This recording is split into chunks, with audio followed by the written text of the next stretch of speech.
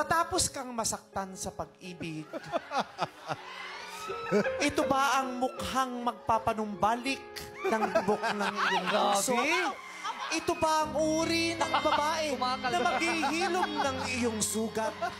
Magbibigay sa iyo ng pag-asa, muling magpapangiti at magbibigay ng inspirasyon na muling lumaban sa buhay.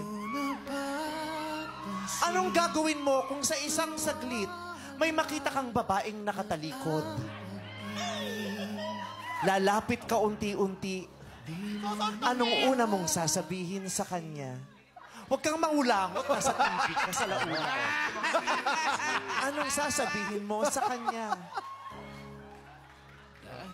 Saan po dito yung barangay hall?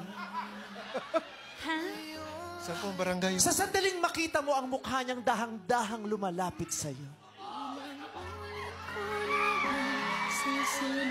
At unti-unting maglalapit ang inyong mga katawan.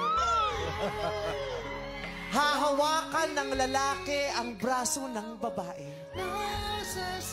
Dadampi naman ang kamay ng babae sa mukha ng lalaki.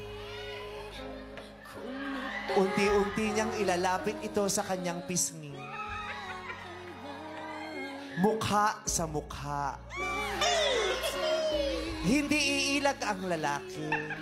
At sasabihin ng babae, "Hello, how are you?" Hello, how are you? Anong sagot ng lalaki? Oras. Nakita ko na ho yung garbage disposal po ata. Hoy, grabe ka naman. Pumunta ka na nga doon.